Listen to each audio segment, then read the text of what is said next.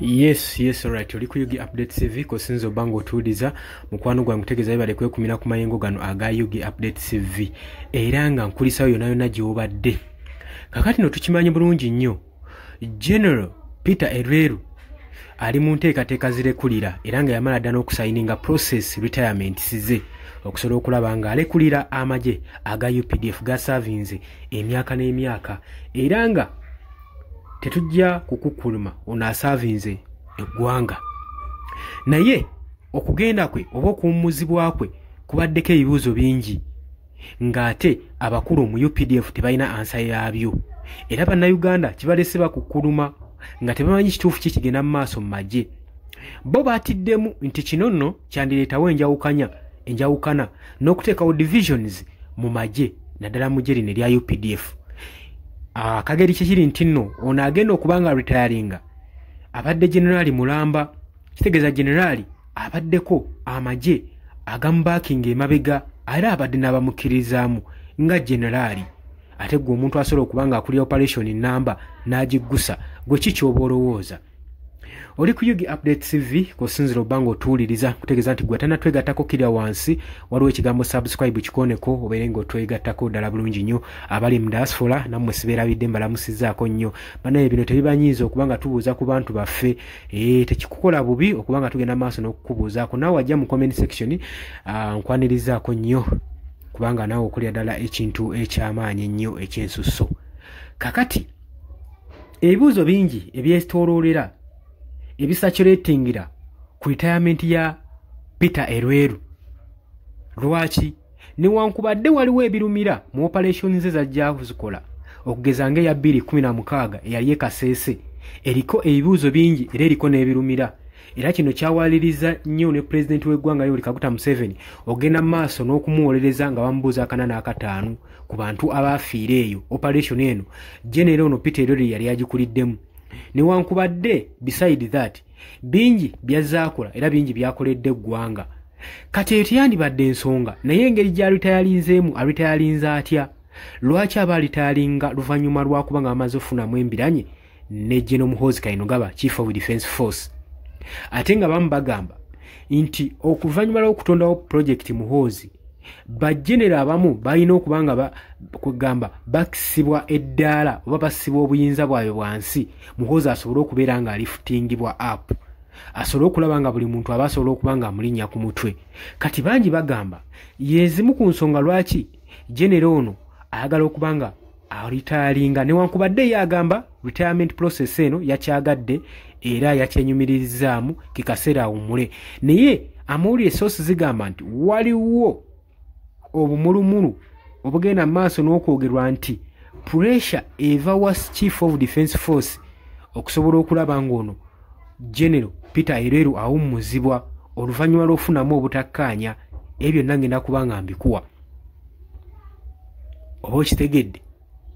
Kakati Peter Elweru okuwummula kwe teyandibadde ensonga naye engeri gy'awummuzibwamu ng'ate basoose funamu butakkaanya yensonga lwaki bannayuganda bali so much concerned ate nga bagamba ono ng'ogyeko neki abadde tannatuusa mu retirement age abadde akyasobola okuba nga asaavinga eggwanga.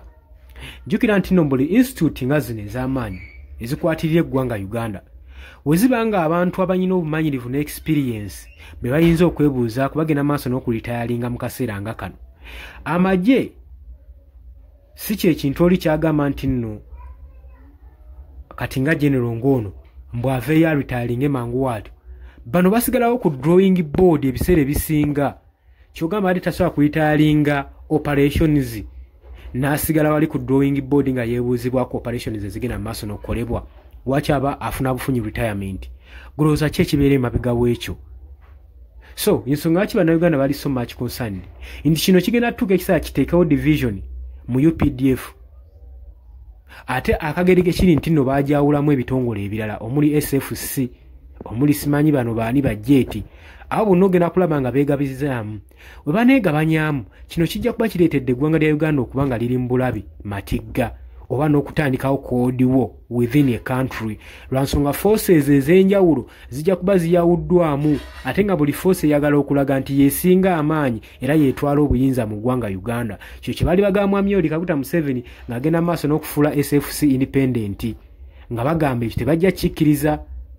Olw'ensonga kino kirina engeri gye kijja okuba nga kiteekawo entalo mu ggwanga lyaffe Uganda. Ekyo mwakibuusa amaaso n'abaka ba parliament mwakibuusiza ddala amaaso temwasobola kyekkaanya. Era amawanga ago gonna ge muwulira agalimu entalo kiva kubanga divisions eziri mu magye. So kye kintu kye twagala okuba nga tulwanako. Katusuubire nti retirement ya General Peter Lweru tegenda teekawo division kutandika kuleetawo koodiwo mu ggwanga lyaffe Uganda. Kubanga twagala obutebenkevu. Naye ate waba yagadde kulekulira olw'ebyo gavumenti yebyegenda maaso n'okukola ebikyamu ng'agala kwegatta ku bankyukakyuka bo bagamba bamwaniriza. Olw'ensonga nti nno beetaaga opposition nayo yeetaaga figa nga zino okuba nga gijoyininga olugendo era bwe bajjanga mubaanirizenga.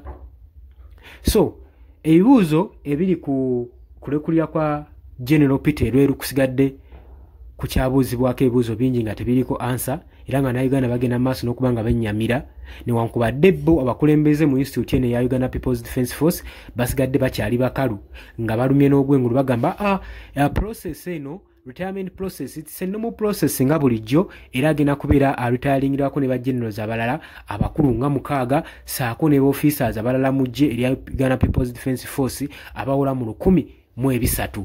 Ekyo nno kye batadde mu maaso g'Abannayuganda okubasiba akatambala okusobola okulizibinkiriza ekiri emabega wa retirement eno nti babaddemu abo bonna 1,300 it's a target of one General Peter Lweru kibagezaako okwekereza.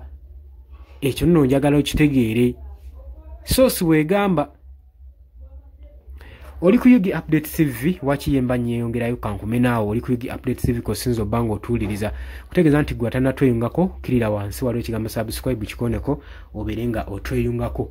Abali Canada, Oman, Dubai, US, South Africa, abali mu Asia mwe namba tumiddeko nnyo mwebale kwekumira ku Yugi Update TV kansubire nti no weekend batambulira bulungi nnyo. Bannaye mbakulisa nnyo ku Yidi wabula nkugamba bannaye gwagala otuyambisaamu ka data kubanga data kintu kya nsonga y'amaanyi nnyo era y'amakulu nnyo mu kuweereza kwaffe kuno. Osobola tusanga ku nooti 7 nooti 12 67556 WhatsApp ejja kuba nga osobola tufunako. Happy Organic bakutegeeza nti nno gwatawanyizibwa ulcers, pressure, hepatitis B osobola bafuna ku nooti 778 1135 bakoneko babuuzeeko osobola okuba nga wejjanja basiika obulamu tassa mukono. Baganda bange mbagala nnyo era nga mbagaliza weekend ennungi. Mweraba.